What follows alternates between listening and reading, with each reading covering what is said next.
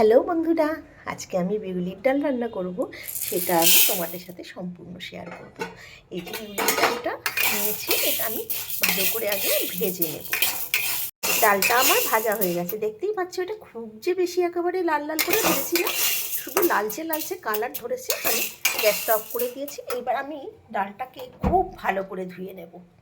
বিউলির ডালটা আমি সুন্দর করে ধুয়ে রেখেছি। একটু অনেকবার ধুতে হয়, যতক্ষণ না পরিষ্কার জল বেরোবে ততক্ষণ পর্যন্ত ধুয়ে যেতে হয়। হ্যাঁ, ডালটা তারপরে প্রেসার কুকারে দিয়ে সিটি মেরে নিতে হবে, কেননা বিউলির ডাল বলতে অনেকটা সময় লাগে। আপনারা চাইলে কড়াতেও সিদ্ধ করতে পারেন, আমি প্রেসার কুকারে সিদ্ধ করব। বিউলির ডাল তো সিদ্ধ করে রেখে দিয়েছি, আর আমি তার সাথে দেবো সবজি। সেই সবজিগুলো আমি প্রেসার কুকারে একটা সিটি মেরে নিয়েছি, যাতে তাড়াতাড়ি রান্নাটা হয়। আপনারা চাইলে সে ডালের সাথেও সিদ্ধ করতে পারেন। তেলটা গরম হয়ে গেছে, আমি মৌরি ফোড়ন দিলাম। এটা মৌরি, শুকনো লঙ্কা, তেজপাতা। এটা ভালো করে আমি ফোড়নটা তো ভাজা ভাজা হয়ে গেছে। আমি একটু আদা দেবো, আর দেবো মৌরি গুঁড়ো। আদা মৌরি বাটা দিয়ে আমি একটু কষিয়ে নেব। কষানোটা তো আমার হয়ে গেছে। এবার আমি একটু হিং দেব। হিংটা দিয়ে একটু নাড়াচাড়া করে নেব। কষানোটা হয়ে গেছে, এবার আমি ডালটা দিয়ে দেবো।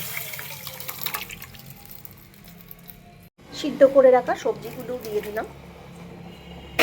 অল্প একটু জল দিলাম। এবার হলুদটা দিয়ে দিলাম। মিষ্টি তো দিতে হবে, আমি একটু আখের গুড় দিয়ে দিলাম।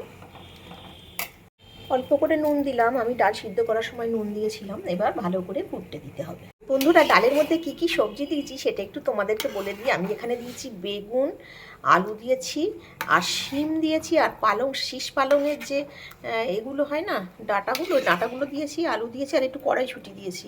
আরও সবজি দেওয়া যায়, তবে কুমড়োগুলো দিলে ভাল লাগবে না খেতে। রাঙা আলু, এই সমস্ত সবজি একটু যায়। আমার কাছে যেগুলো ছিল আমি সেইগুলো দিয়েই করলাম। বন্ধুরা, দেখতেই পাচ্ছ ডালটা টকবক করে অনেকক্ষণ ধরে ফুটছে, হয়ে গেছে। এবার আমি নামানোর আগে একটু আদা দেবো, আর দেবো একটু মৌরিটাকে আমি একটুখানি শুকনো খোলায় টেলে রেখেছিলাম, সেই মৌরি গুঁড়োটাকে আমি দিয়ে দিলাম। এবার আমি গ্যাসটা অফ করে দেবো। আমার রান্না হয়ে গেল বিউলির ডাল সমস্ত সবজি দিয়ে। আর এর সাথে তো অবশ্যই আলু পোস্ত আমি করবই। এখনও রান্না কাটা হয়নি, এবার গিয়ে কেটে আলু পোস্তটা বানাবো। কেমন হয়েছে তোমরা জানিও, আর যদি ভালো লাগে অবশ্যই করে খেও।